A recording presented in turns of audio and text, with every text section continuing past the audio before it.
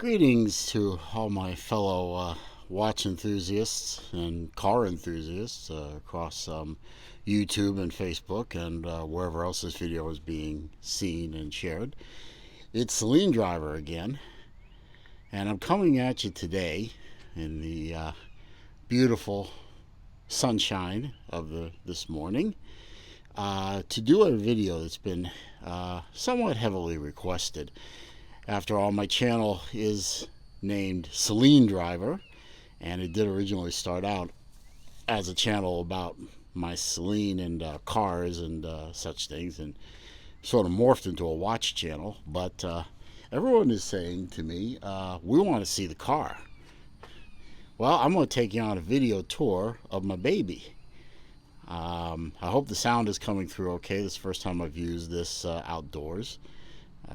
Believe it'll be okay. And I want to take you on a tour of my Saleen. I will try not to make this too long a video, but outside of my family, this is my favorite subject. I love this car. So let me tell you a little bit about her.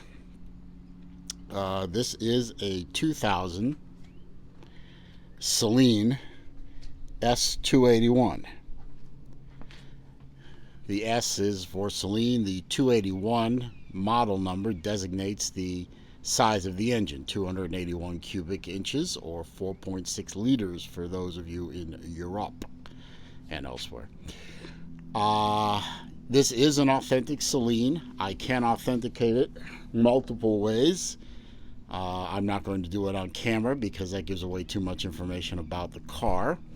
But suffice to say, it is an authentic Saleen. It is serial number, as you can see here on the bumper, 282.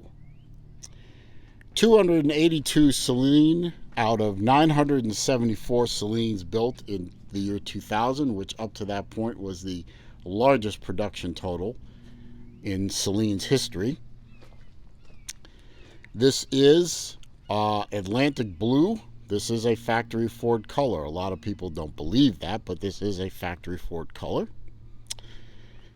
The color was produced from 1998 to 2000 with a total of just over 33,000 Atlantic Blue Saleens built over a 3-year period. So this makes that color somewhat rare. This is one of 20 Atlantic Blue Saleen coupes. There were 12 convertibles, 20 coupes. This is, with the options, it was produced with one of 2. And that was authenticated by Saleen. I have the letter of authentication from them. Let's see. If you're not familiar with what Saleen is, if you are familiar with Mustang history, you know that in '65, Carroll Shelby built Shelby Mustangs. He basically took factory Mustangs, modified them heavily, then resold them back to Ford, I believe, and they were sold as Shelby Mustangs, the GT350 and the GT500, respectively. Saleen in 1984 basically started the modern tuner era of Mustangs. There are guys like Saleen, Roush, Steeda, Sean Highland, Shinoda, a couple of others. But Saleen was the first of the modern tuners back in 1984, and they've been in continuous production from then on. So these are modified Mustangs. Depending on the Saleen model, they can be lightly modified or heavily modified. S281 got body work, a couple of interior changes, which I'll show you, wheels and tires, and the S281 got light engine modifications, pulley system, a computer reflash, and a catback exhaust. This car is heavily modified from that point. I'll get into that later.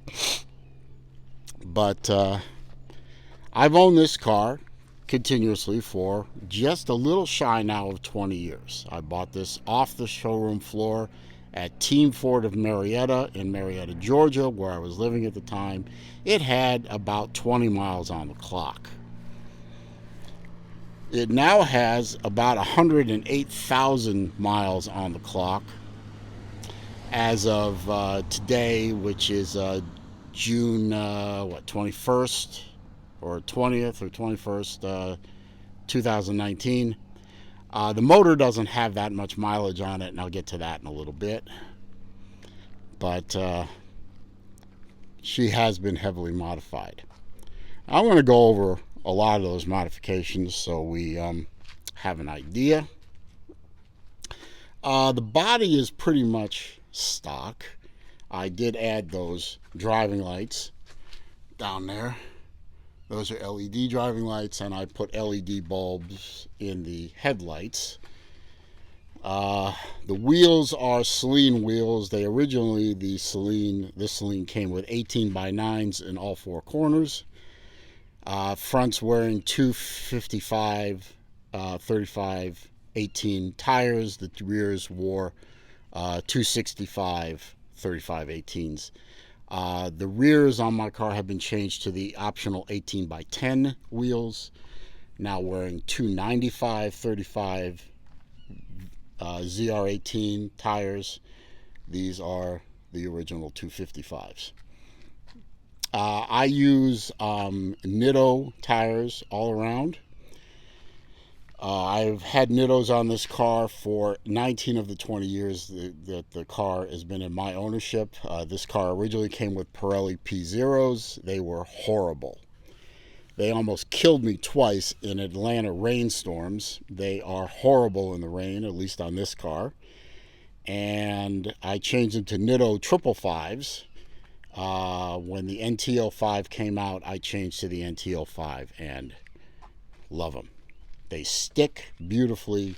They're relatively inexpensive, and they're just a great tire, and they wear very well.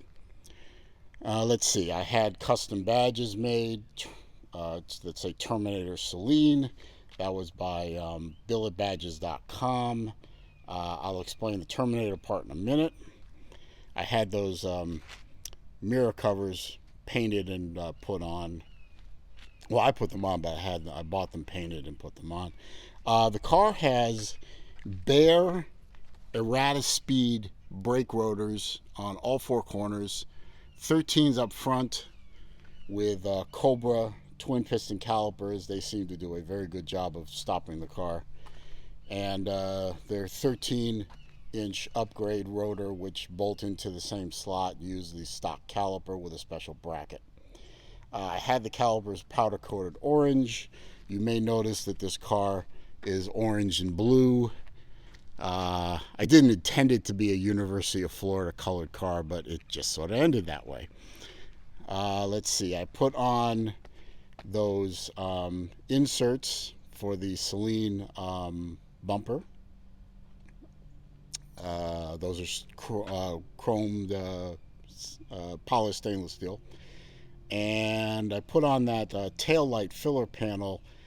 I forgot someplace in Alabama does this. They dip them. They do that hydro dipping thing where you dip them in water with a pattern on top of the water. Surface tension holds it up, that kind of thing. Yes, it is chipping. I see that. Yes, I know it's chipping. I'll get that dealt with later. The tail lights were stock tail lights. They were just painted with VHT nightshade, and they have LED bulbs in them. This car is 20 years old.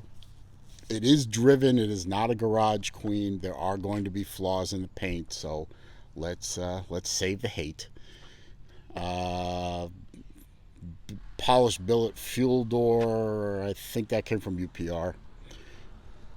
The rest of the body is pretty much stock. The hood is a Cervinus, whatever, Cobra R, 2000 Cobra R replica hood. The original hood broke. it had a hood scoop on it that I put on, and one day it flew off on the interstate and just destroyed the hood coming off. Luckily, it flipped over the car and landed behind me. So that's pretty much it for the exterior. Oh, that pony. You may notice that pony is huge. That pony is about 3 times bigger than a stocker. Great, somebody's doing their lawn. I apologize for that.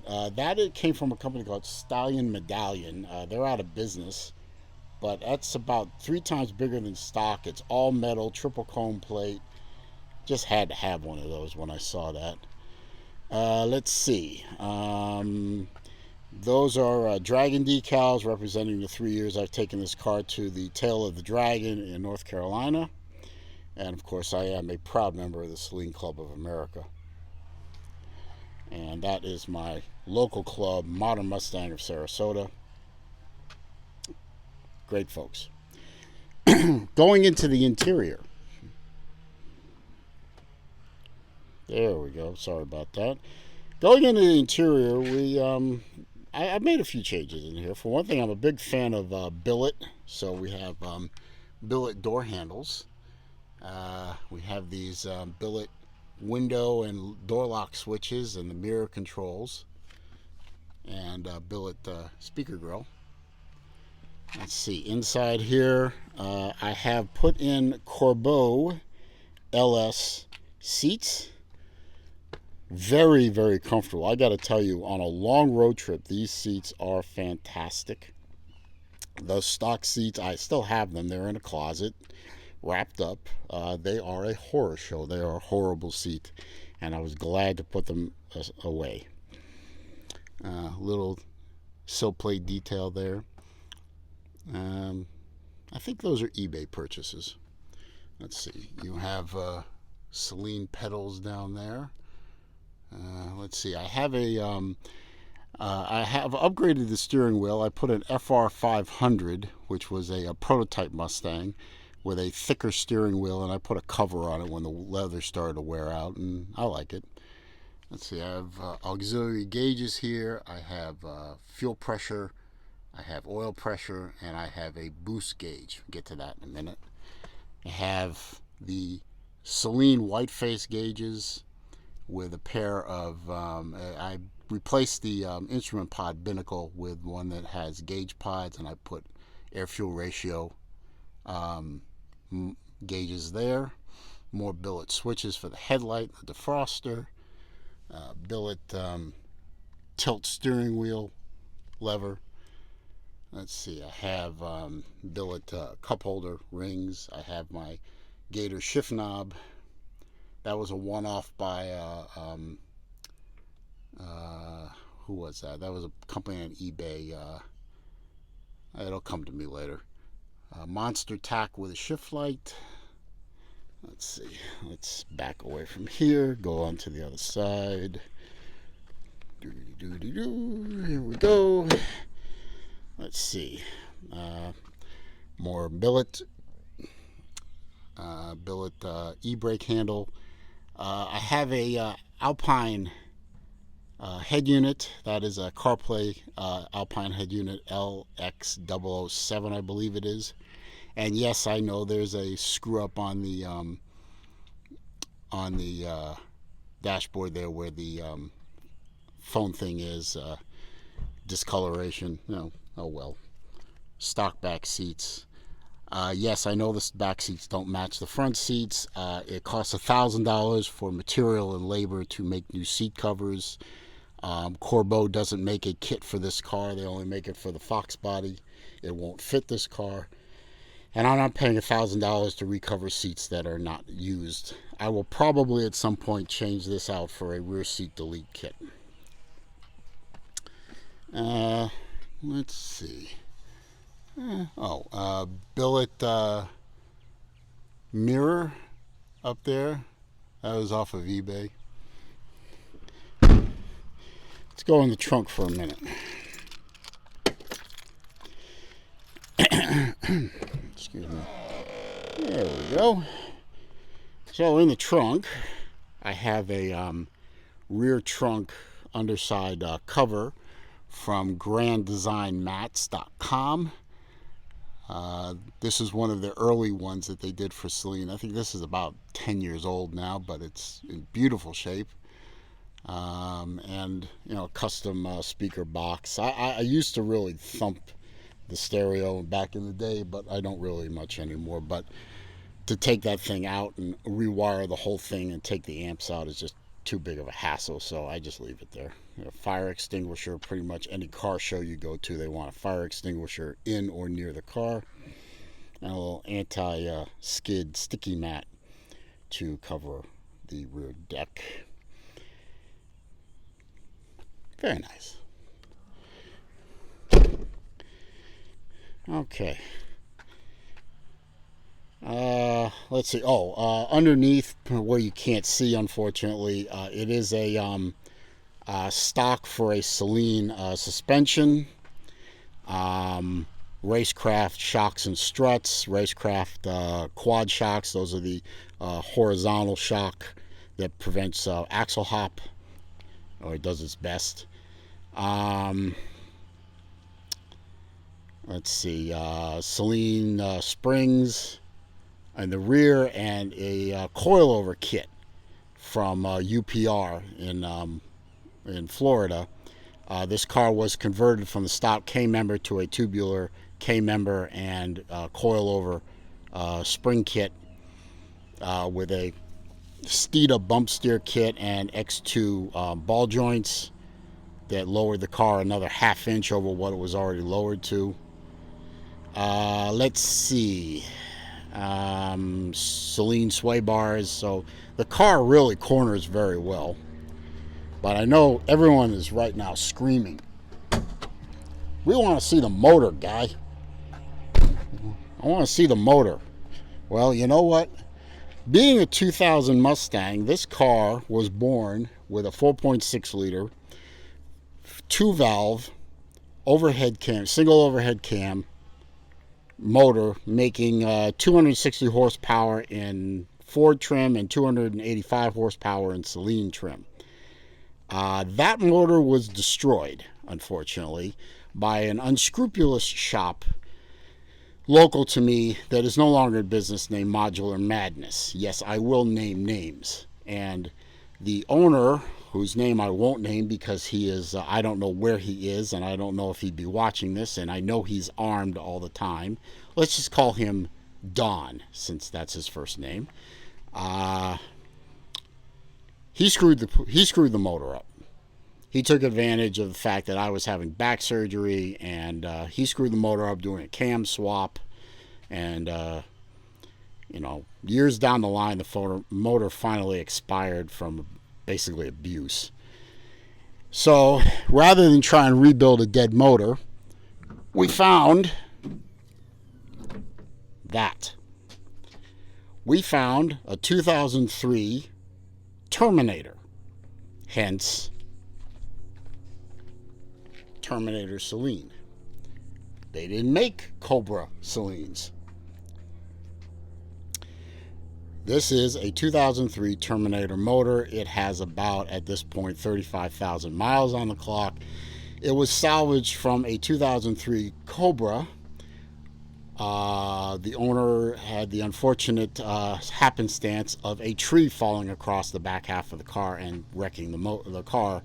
He parted the car out. We got the motor. We did not get the transmission. I changed that later. This engine was very lightly used. It was modified slightly. It already came with that pulley, which I believe is a 2.75 inch pulley. I'm not sure. And the accompanying idler pulley, the bigger one right there to the right. The motor basically dropped. Well, it went in from the bottom, but it basically dropped in. I mean, the 99-04 Mustangs are all the same body style. We had a slight clearance issue over there by the brake booster, which was easily solved. The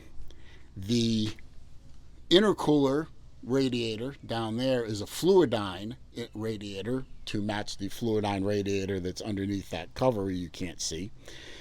That bolted right up to the stock bracket, which I bought from Ford.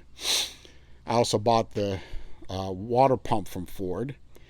The intercooler radiator bracket bolted right up to existing holes. We had to drill exactly 2 holes to install this entire motor, and that was for the water pump for the intercooler circuit. 2 holes. The whole project took a month, and most of that was tuning the car. The motor, as I said, went right in. We used the stock T45 transmission for a little while. It bolted right up because T45 was bolted up to an 8-bolt crankshaft that was here originally. The Cobra motor has an 8-bolt crankshaft, so the transmission bolted right up. It wasn't happy, but it bolted right up. It's been replaced since then with a T56 Magnum 6-speed transmission with the exact same ratios as Ford put in the 03-04 Cobras. And by the way, the rear gear is a 3.55 ring gear, which Saleen put in, which is the same ring gear that the 03-04 Cobras ran from the factory. So this is basically a Cobra drivetrain. Obviously, it's not what it was born with. You may be wondering about the covers with the lightning and the storm clouds, and there was one over the battery, but when I changed the battery out recently, the cover didn't fit anymore. The car's nickname is Blue Thunder. This was a nickname that actually my ex-wife came up with, believe it or not. So thunder, lightning, you do the math. And I refer to her as Blue Thunder or Old Blue or the Loud Car, whichever. Let's see, what do we got under here? Let's see, we have an oil catch can. Really should have that when you have a boosted motor. This is, of course, the Eaton supercharger that comes with these motors. I see no reason to upgrade it to a VMP or Blowzilla or anything like that. I just don't want to do that. We have a upgraded throttle body, C&L air intake. I had to source that. The throttle body came with the car. I put the little Cobra symbol on it because it was just this blank space. And I would never put a Cobra symbol on the outside of this car because it's not a Cobra, and that's insulting. Had to source the cold air intake myself. I had to source some of the other parts myself, including that tank for the intercooler circuit. But most of the parts I got when I bought the motor. It has BBK long tube headers. It has a BBK X pipe, and it has the Saleen catback, which is basically a licensed catback from Bassani.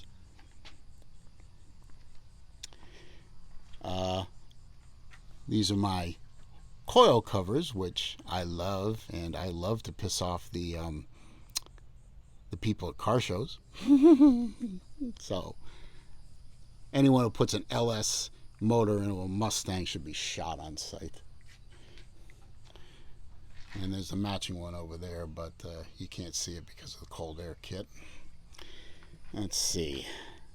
So yeah, she bolted right in. We're using the stock GT wiring harness, which technically you're not supposed to do. We just, the guy who installed it just basically lengthened the wires as needed and then wrote a custom program for the car. She fires right up. She idles perfectly. She runs perfectly. She does have a little bit of an issue when the air conditioner is running. Just the idle's a little bit low, and probably would want to retune it for that, but drives around fine with the AC, and it's ice cold, so no problem there. We did convert the fuel system. You may notice the bigger rails, those extra fuel lines. This car originally comes with what's called a returnless fuel system, meaning the fuel comes from the back of the car all the way up to the rails, gets distributed, and stops dead at the back rail right about there. Very hard to tune compared to a return style fuel system where you have 2 lines. You have a line coming up and a line going back to the tank again. So we used a kit from Lethal Performance. And we converted the car to a return style fuel system, made it much easier to tune, and we gained another 50 odd horsepower at the wheels. We also put in better fuel filters. We put in twin Walbro 320 liter per hour pumps, and we put in a Cobra style fuel tank with better baffling. So this car will eat. I mean, if I'm lucky, well, not lucky. Typically I get about 15 miles per gallon in the city. I can get mid-20s on the highway because of that deep overdrive in 6th gear. But she wants all she wants out of 93 octane, let me tell you. So let me fire up for you. I'm sure everyone's saying, hey, I'd love to hear it. Well, I'm happy to oblige, if you'll pardon the bad camera work. Just slide in here. Put the key in. Now, to start this car, you have to let the fuel system prime. Here. Okay. Turn the key to the on position. Let the fuel system prime to 40-something. And fire. She is a little bitchy in the morning. She is cold.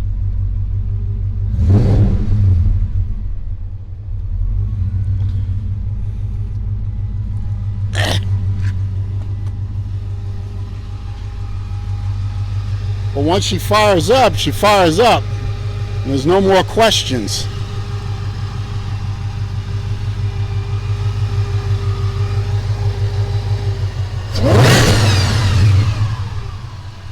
I don't want to rev it up too much because I am, after all, in my neighborhood. I don't need another letter from the HOA.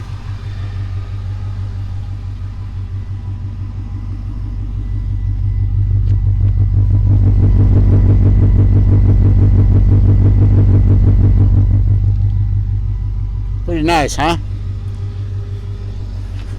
It's a very unique sound for a Mustang. Most people put Flowmasters on these things and they have a certain sound to them. But this one with the BBK parts and the Saleen catback definitely has a really interesting sound to her. So that's it. I mean, that's my baby. I'll leave that up. That's my baby. That's my 2000 Terminator Saleen, aka Blue Thunder, aka Old Blue. Serial number 282 00282. She makes me smile. 20 years I walk out to my garage, whether the garage was in Atlanta or at the apartment complex or my old house where I lived when I was married, or here. She makes me smile, folks. I always said when this car, I walk out in the garage and I don't smile when I see her, it's time to get rid of her. 20 years almost, I'm still smiling. She ain't going anywhere. She's a beauty. Yep. Well, that's it. I got nothing else to say, really. I mean, it's almost a 30-minute video at this point. So, if you like the video, I'd appreciate a thumbs up. Comments, questions, suggestions down below. If you're not already a subscriber, consider clicking the subscribe button. And if you do that, click the bell icon so you're alerted next time I make a video. I do plan on making more car-related videos. You know, maybe put my GoPro up on the windshield or whatever and drive around my town and show you the sights of my beautiful city. But I don't know when that'll happen. So keep your eyes open. I promise more videos are coming soon. I appreciate you stopping by and watching this one, and I will catch you next time.